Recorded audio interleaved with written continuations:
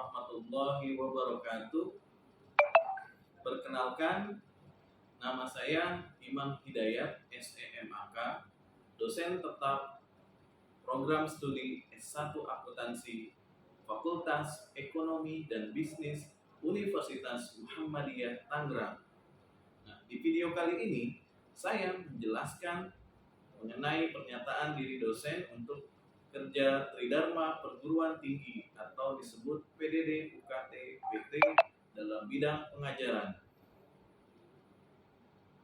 Saya akan menjelaskan terkait salah satu mata kuliah yang saya ampu, yaitu perpajakan 1 dengan bobot 3 SKS. Mata kuliah perpajakan 1 merupakan mata kuliah yang memberikan dasar pemahaman mahasiswa dalam pelaksanaan kewajiban perpajakan. Pada mata kuliah ini, mahasiswa belajar tentang peraturan perpajakan nasional. Mahasiswa belajar terkait konsep, perhitungan pajak penghasilan yang dipotong atau dipungut oleh pihak lain dan dibayar sendiri, maupun pajak pertambahan nilai, pajak bumi dan bangunan, biaya perolehan hak atas tanah bangunan, dan biaya materai. Mahasiswa belajar untuk menganalisis isu-isu perpajakan secara umum.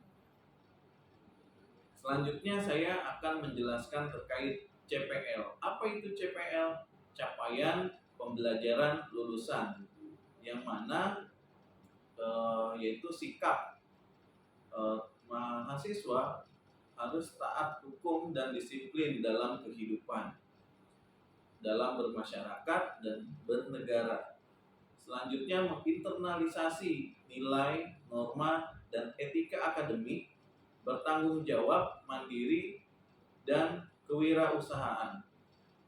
Selanjutnya, untuk keterampilan umum, mahasiswa mampu menerapkan pemikiran yang logis, yang kritis, sistematis, dan inovatif dalam konteks pengembangan dan implementasi ilmu pengetahuan dan teknologi yang memperhatikan dan menerapkan nilai-nilai humaniora yang sesuai dengan bidang keahliannya.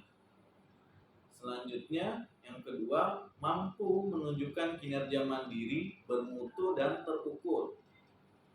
Untuk keterampilan khusus, yaitu mahasiswa secara mandiri menyusun laporan kewajiban perpajakan, baik untuk wajib pajak individu maupun badan dengan cara menghitung dan melakukan rekonsiliasi pajak sesuai dengan perundang-undangan perpajakan yang berlaku di Indonesia.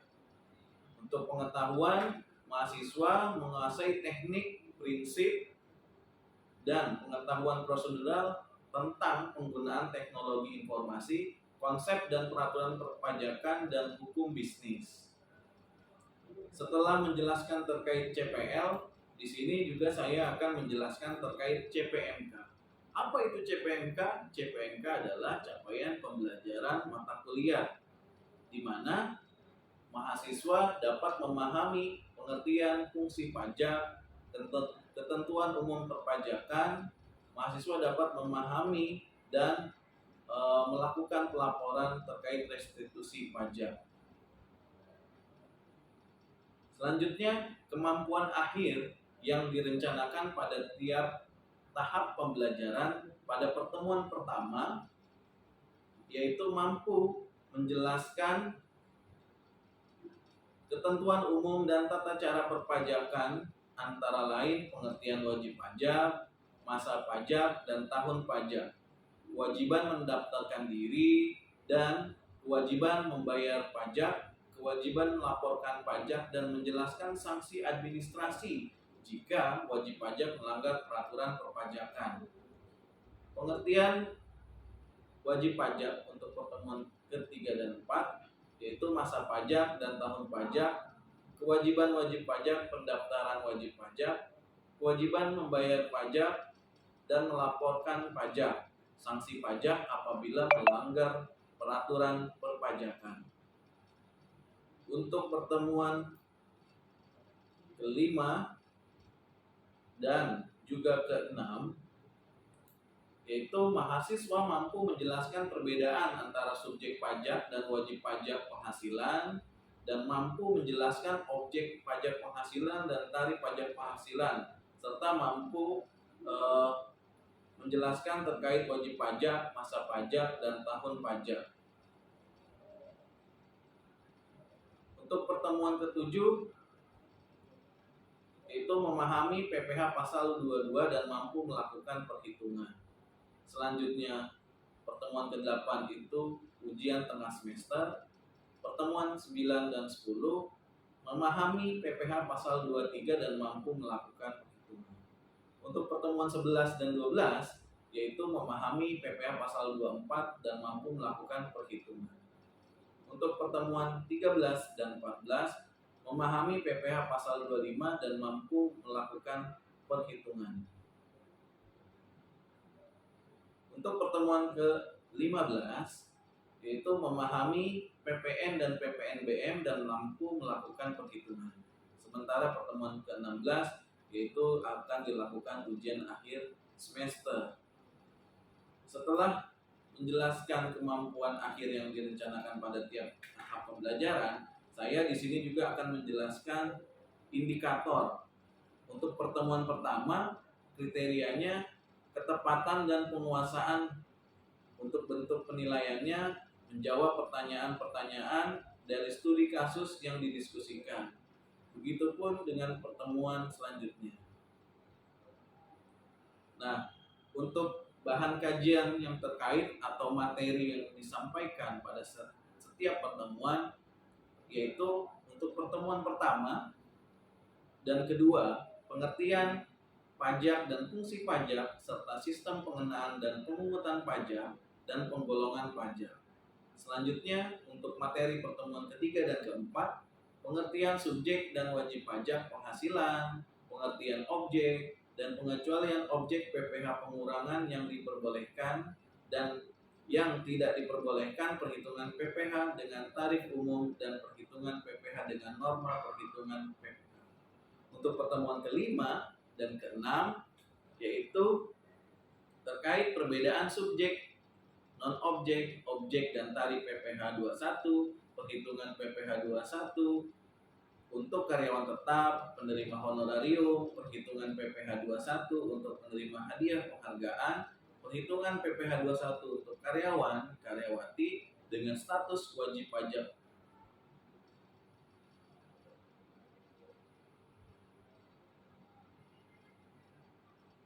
Nah, selanjutnya pertemuan ke-8 yaitu dilakukan ujian tengah semester.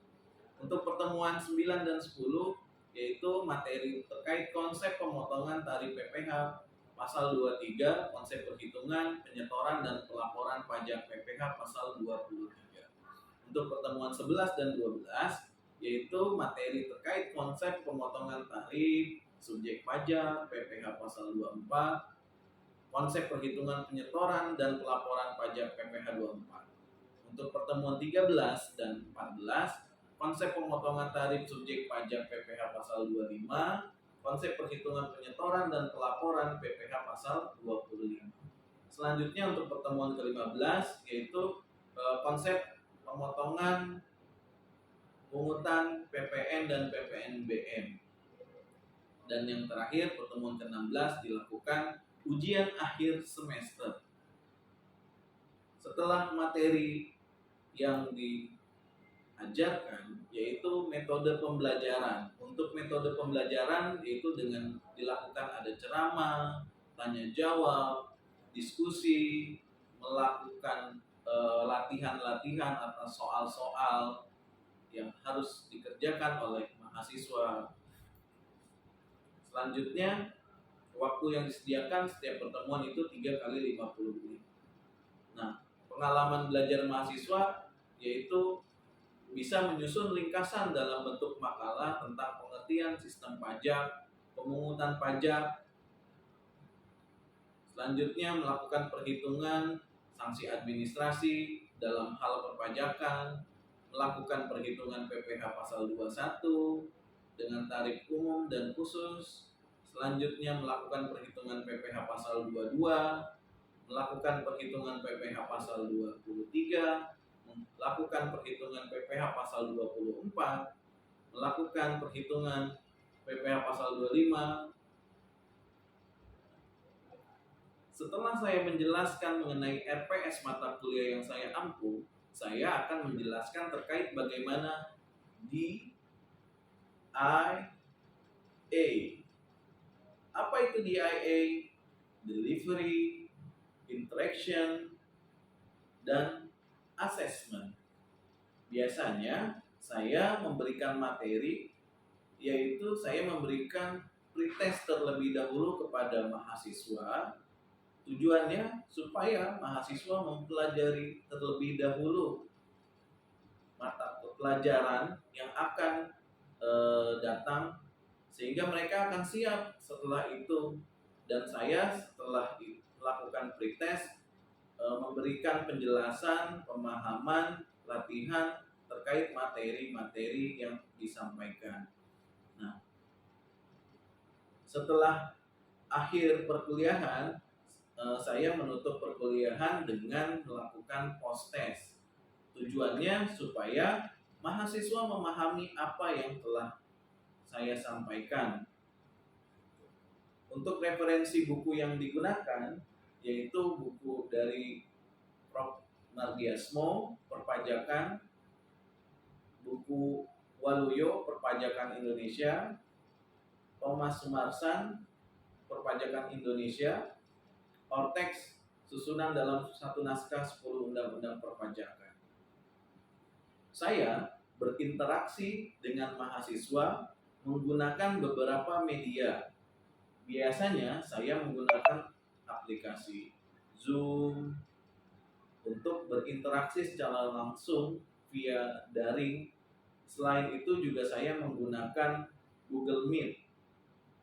Tujuannya sama, yaitu untuk berinteraksi secara daring dengan mahasiswa secara langsung. Dan untuk tugas, saya menggunakan aplikasi Google Classroom, dan juga untuk melaksanakan UTS, melaksanakan UAS. Untuk absensi kehadiran mahasiswa, saya menggunakan aplikasi pada Google Form, di mana di dalamnya terdapat format nama mahasiswa, nomor induk mahasiswa, mata kuliah, dan juga bukti presensi kehadiran atau screenshot pada saat proses perkuliahan berlangsung. Nah, selanjutnya saya juga akan menjelaskan terkait bagaimana penilaian untuk UTS, UAS. Selain melihat kesesuaian jawaban dari UTS, dari UAS, saya juga melihat keaktifan pada mahasiswa. Ini sangat penting agar mahasiswa lain juga ikut termotivasi di dalam kelas, hingga di perkuliahan menjadi aktif, dan situasi kondisi perkuliahan di dalam kelas menjadi aktif. Nah, untuk bobot penilaian sendiri, saya untuk kehadiran yaitu sebesar 10%, untuk tugas 20%, untuk UTS itu 30%, dan untuk UAS 40%. Berikut ini video tentang pembelajaran dan interaksi saya dengan mahasiswa. Baik, Bismillahirrahmanirrahim. Assalamualaikum warahmatullahi wabarakatuh. Waalaikumsalam warahmatullahi wabarakatuh. Selamat malam semuanya. Selamat malam, Pak. Apa kabar semuanya? Baik, alhamdulillah. Alhamdulillah baik, Pak. Ya, sebelum masuk perkuliahan, saya mau absen teman-teman ya.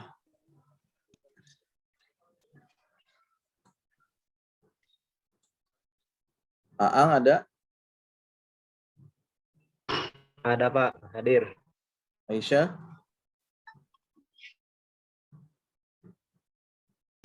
Hadir, Pak. Alvina, Hadir, Pak.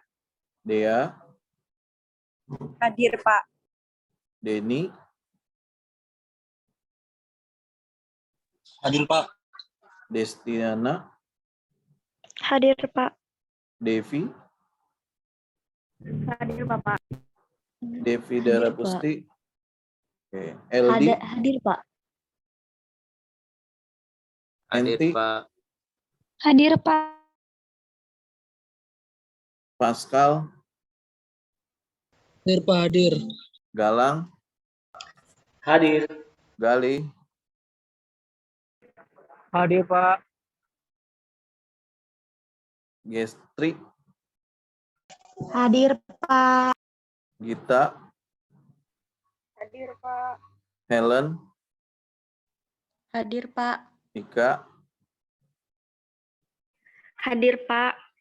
Novi, Hadir, Pak. Rara,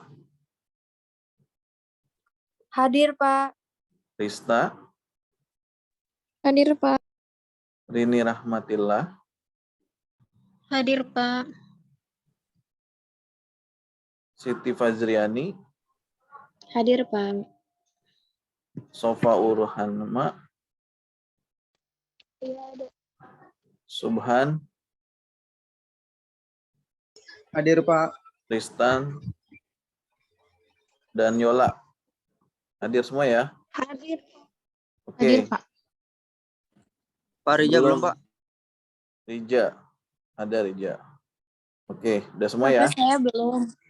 Siti Nia. Oke. Teman-teman, sebelum masuk ke materi, seperti biasa, kita adakan pretest ya. Jadi untuk teman-teman supaya mempelajari materi yang akan dibahas di pertemuan selanjutnya. Nah, kebetulan minggu ini kita bahas terkait PPH pasal 21. Nah, untuk pretestnya yang pertama, apa sih yang dimaksud dengan PPH pasal 21? Silakan. Izin menjawab, Pak. PPH pasal 21 merupakan pajak pemotongan yang dikenakan atas penghasilan yang diterima oleh seorang wajib pajak orang pribadi atau WPOV dalam negeri berupa gaji, upah, honorarium, tunjangan, dan pembayaran lain dengan nama dan dalam bentuk apapun yang sehubungan dengan pekerjaan, jasa, atau kegiatan yang dilakukan. Oke, baik.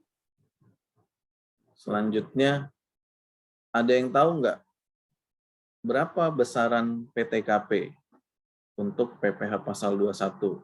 Silakan yang lain. 54 juta. 54 juta. Untuk siapa 54 juta? WP orang pribadi. Pegawai pribadi. Untuk orang pribadi yang masih belum kawin ya. Oke. Jadi Aang dan Devi Mei Rizky. Ya. Jadi seperti biasa kita sebelum memulai pelajaran mata kuliah kita itu ada pretest ya. Oke, hari ini 2. Nanti setelah pembahasan materi akan ada post test. Jadi disiapkan.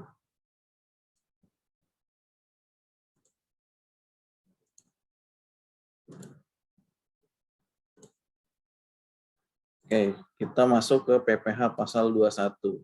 Nah, outline-nya untuk yang mau dibahas yaitu pemotong PPH 21, pihak yang dipotong PPH pasal 21, penghasilan yang dipotong PPH pasal 21, PTKP dan tarif.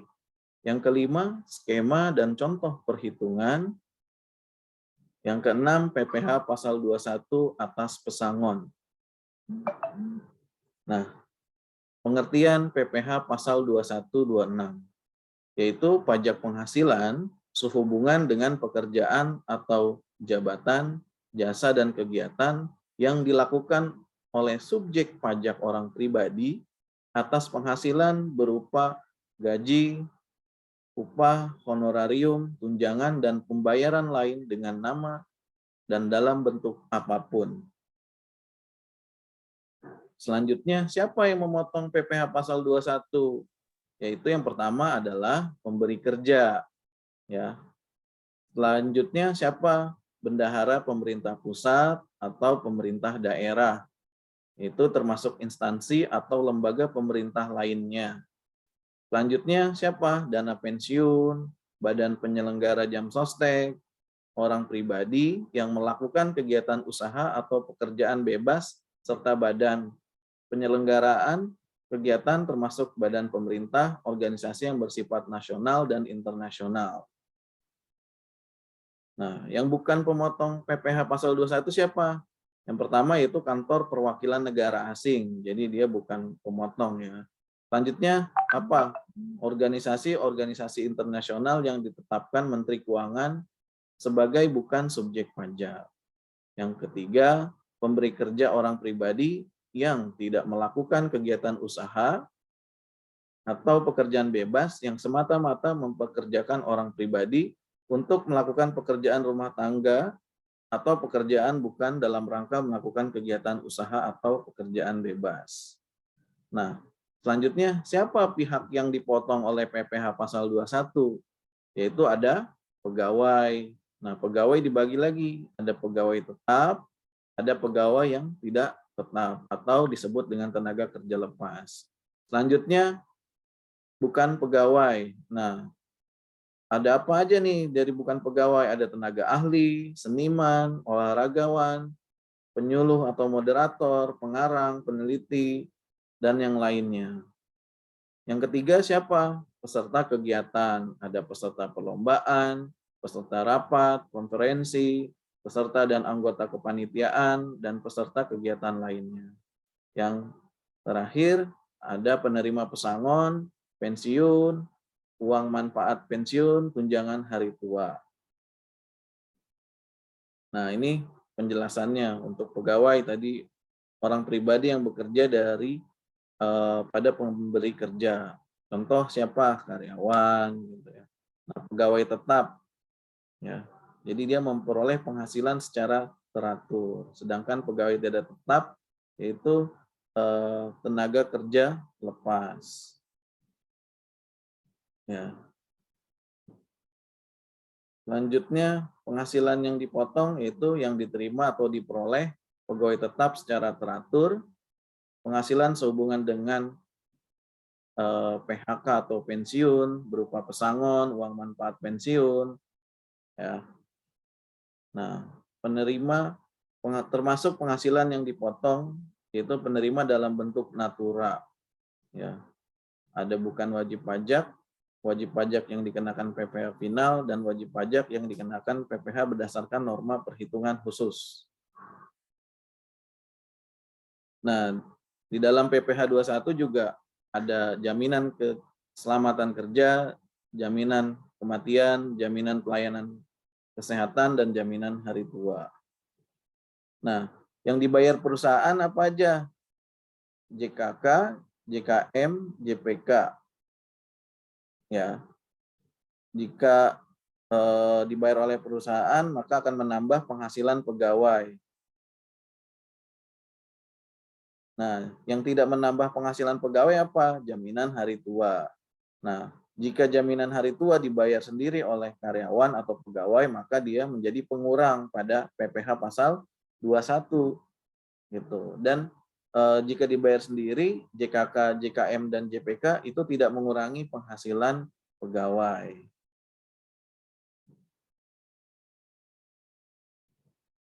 Nah, tadi PTKP, penghasilan tidak kena pajak, ya.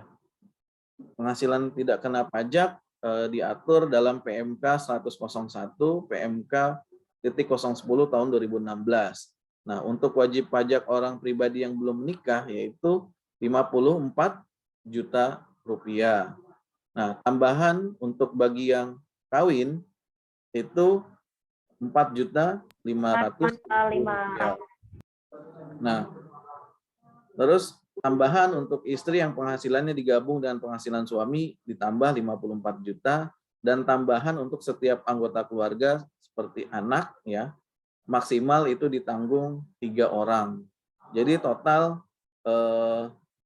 72 juta jika pria sudah menikah dan memiliki punya orang anak, maka besaran PTKP-nya sebesar 72 juta rupiah.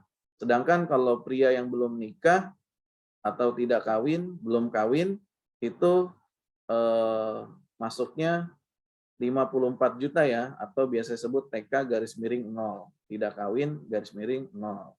Gitu. Paham sampai sini? Paham, Pak. Oke. Paham, Pak. Sekarang tarif. Nah, tarifnya pasal 17 tahun 2008, tarifnya 5% itu dari 0 sampai 50 juta. Yang di atas 50 juta sampai 250 juta itu 15%, dan di atas 250 juta sampai dengan 500 juta itu 25%, dan di atas 500 juta itu 30%. Oke. Nah, sekarang saya mau tanya teman-teman terkait berapa besaran tarif PPh pasal 21? Silakan untuk pos tes.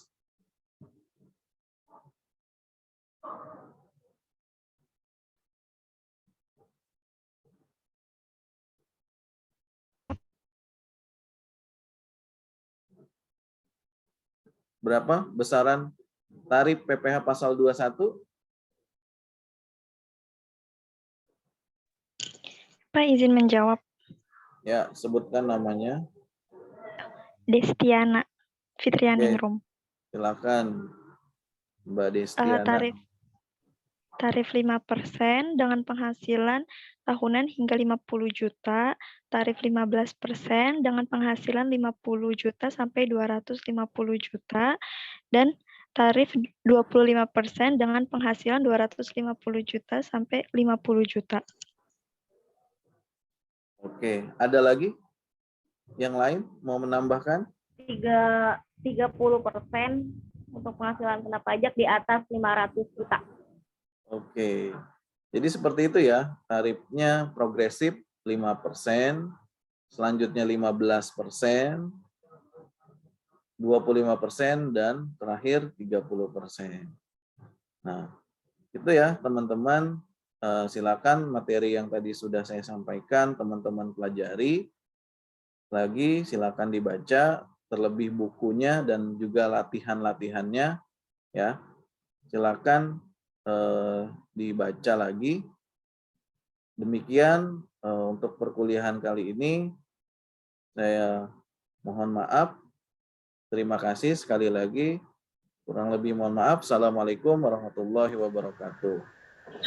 Waalaikumsalam warahmatullahi wabarakatuh. Terima kasih. Terima kasih. Saya ucapkan sudah melihat video saya terkait PDD UKT PT dalam bidang pengajaran. Semoga memberikan kebermanfaatan dan bisa menjadi referensi bagi yang lainnya. Akhir kata saya ucapkan wassalamualaikum warahmatullahi wabarakatuh.